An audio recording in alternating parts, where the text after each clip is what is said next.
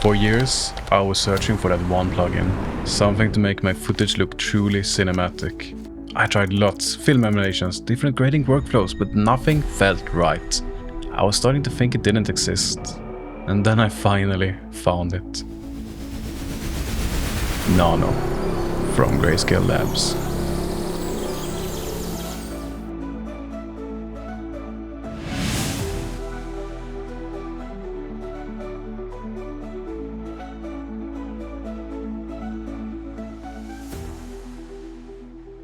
Today, we're talking about the plugin from Greyscalelabs. This plugin is called Nano, and it is absolutely fabulous. Let me quickly show you what you can do. I have a small scene set up here, and if I play it back, this shot I would for sure say is the ideal shot to have for something like this, for the Nano plugin. Because we have visible light sources, there's a lot of depth to the image, and it's also a darker scene. So I'm just going to go ahead and enable my node, Ctrl D. You can also press this number over here. And you can see it immediately looks so much better, and you can also see that my frame rate kind of tanked there. The plugin is quite heavy to use, but just using smart rendering in DaVinci Resolve, you're gonna be fine. Speaking of DaVinci Resolve, it's only available for DaVinci Resolve, and furthermore you need a 30 series NVIDIA GPU if you use a Windows computer. If you have a MacBook, anything newer than 8 to 9 years, I would say you're gonna be fine using this plugin. However, if you have an older system, it's going to struggle.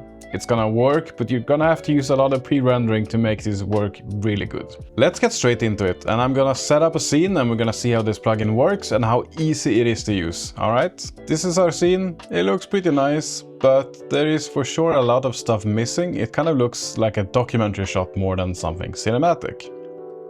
We can fix this very easily. I have a ready to go node right here. It's a completely untouched node, and as you can see, the image is completely stock. So if I disable this node, nothing happens. And by the way, before you ask, it's not a complicated install by any means. You simply download it from the Grayscale website, you run the installer, and it's ready to go. It was so nice running this plugin and not having to fiddle with anything. It just worked immediately. Anyway, we drag our Nano plugin over our node and we are ready to go. We already have a finished image, which looks okay. I do want to make some changes to the image, but before that, let's talk about color space for a bit. And please hang with me because it's actually quite important when it comes to the Nano plugin. Up at the top here, it says Rec 709 Gamma 2.4. This is totally fine having this right now because I downloaded this footage from Artlist. It was already prepared with Rec 709. But let's say that instead of Rec 709 we had some stock footage from a camera, let's say a Sony camera, and it was shot in Sony S-Log3. Then it's very important that you pick your correct color space for whatever you're shooting in. So before we go any further, this is really important. You have to have your primary corrections first, then the Nano plugin, and finally you convert the color space to your final color space. Most probably Rec 709/Gamma 2.4. If you instead would reverse the order of the nodes, you would get a narrow color space and you would force it into a big color space. That doesn't really work.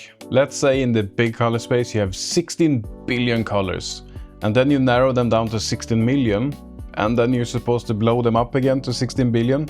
It doesn't really work because we have cut out so much information to compress this color space. So always work with a big color space, and in the final step you can narrow it down and deliver in Rec 709 or whatever delivery format you use, okay? It's very important. Now there's a bunch of steps you can take here, but the first thing we're gonna do is we're gonna check the depth map. So we're gonna click here and we're gonna have a look at the depth map. It looks good to me and it looks accurate. The depth map is exactly what it says. It takes some estimations based on what is in focus and also how the image looks, and uses some AI to spit out a depth estimation image. It's quite simple really, and it works really good. However, we cannot use the naive/unstable depth estimation. That is simply for us to have a look at the image and how it would look. The problem is we get a lot of flickering and it isn't really that accurate. Instead, we have two ways of doing this. Either we can use the Nano's built-in depth estimation, so we would use this option, and then you go temporal quality. And while I do have a very strong PC, upping the temporal quality, that is really harsh actually. I have a 4090 and that thing sweats at very high. I usually stick to high, sometimes very high if it's a really complicated scene. I wouldn't use standard or low, it doesn't really work all that good. You get a lot of flickering actually. Anyway, depending on what system you use, you set your tempo quality and then you just have to render a depth map, okay? So we're gonna click this button, easy peasy. We get a pop-up and then we just wait for this one to finish. And while we're waiting, you can go ahead and subscribe to my channel, maybe like this video, because this channel is by far the best YouTube channel on all of YouTube, if you disregard most of YouTube.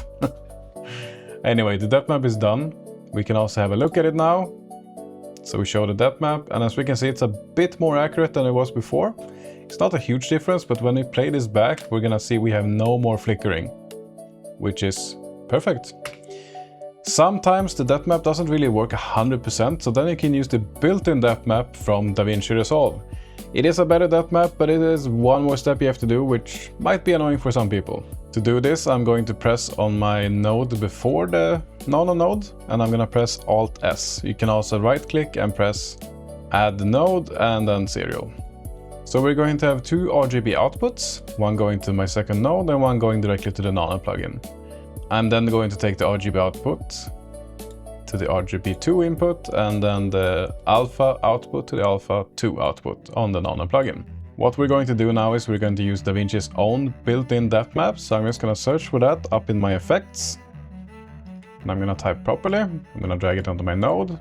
Always remember to disable the depth map preview, it really doesn't play nice with the Nano plugin. And then we can go to our Nano plugin and we're going to change the depth estimation to external alpha input 2. Done so. We had a small change in the image and now we can show the depth map. It looks more or less the same, but we're using the DaVinci's built-in depth map right now. One minor thing is that when we use an external depth mapping tool, we have to change those settings in the AI depth map in our second node. It's not a big thing, but it's just more presses, which might be annoying.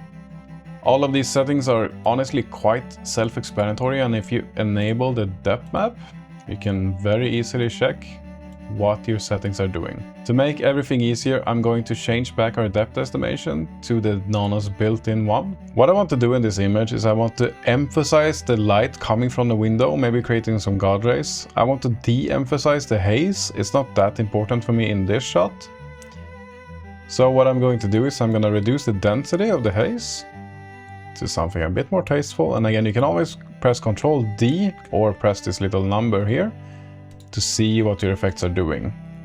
So it's already adding so much atmosphere, it's so easy. I really like this plugin. I'm gonna adjust some settings. They are all very self-explanatory and the guide is really good at explaining them. We're not going through all of that in this video, it's going to take too much time. Now we're at a good middle point, and I do have to point out, less is more when it comes to this plugin. This kind of haze isn't really that realistic if it's too much of it, and it also doesn't look all that good. So something I've noticed is I kind of go blind to what I'm doing, so I usually push it to whatever I want and then I back off 50%. So while I think this looks good, I'm gonna back off a little bit, because I know it looks better when I walked away and then I come back and I go, oh, that looks a lot better. Anyway, this is just a haze and a volumetric part. The results we have so far is nothing unique to Nano. Just using After Effects or even DaVinci's own Fusion, you can make this happen in 10 minutes or less. What I'm gonna show you now is why I spent $110 on this and why I love this plugin so much. We're going to enable the volumetric light. And volumetric lights is something taken from games, honestly. It's a way to simulate light, which is very realistic.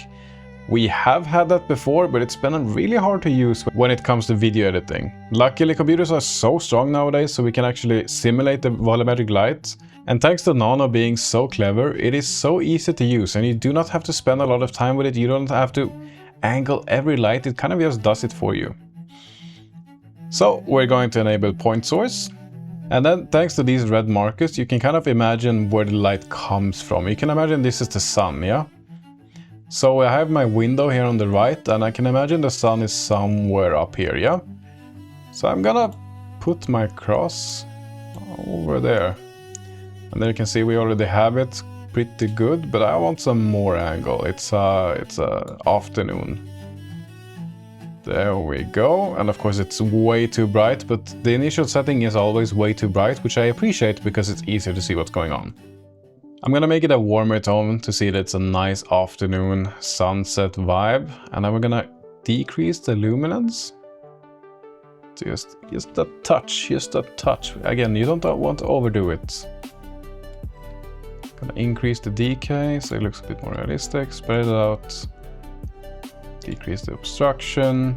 And again, it's so easy to use. It's so self-explanatory. I really enjoy using this plugin. It's so easy. And if we have a look and we give it a playback, it looks fantastic. I turn off the plugin. It's a completely different image. It's insane how good it is. I'm amazed. Every scene I've thrown at it, it basically works. Okay, if it's a daylight scene, or maybe if it's this scene, it's maybe not the best in the whole world. I wouldn't be super stoked about this. But if you have some motivated lights, if you have some windows, if you have some backlight going on, it always looks fantastic. Even using it during daytime, still looks good. I am honestly perplexed by how freaking good it works. I've tried a couple of plugins trying to replicate this. I've been using VFX, After Effects for many years, trying to get this volumetric thing going on. It's doable, but it takes so much time. This is, you just drag it onto one of your nodes, you set up the correct color space, again, very important, and then you adjust some settings to taste and you're done. It is also computationally heavy, I do agree, but it's not really that bad. When it comes to bugs and performance issues, I haven't noticed anything in the last week I've been using it. And while the built-in depth map is for me quite decent, just the fact that you can use DaVinci's AI depth map is so appreciated, because it is a lot better. And I just really appreciate that you do have the option of using that instead. If you want to check out the plugin, I do have a referral link down below. I was not given this software, I actually bought it for my own money. I do realize I am so in love with this plugin, I might have some rose-tinted glasses. So if there's anything I've missed, or if there's any new developments that you know of, then please drop it in the comments. And if there's some other plugins you would like me to check out, then please do let me know. I freaking love plugins. If you like this video, then leave a like, drop a comment, maybe share it with a couple of friends. Any engagement really does help me so much. One person can make a very big impact for a small channel like mine. If you have anything to say about the plugin, then please do let me know. I would love to know what you think about it. Now I have to go to sleep. Thank you so much for watching. I love you. Goodbye.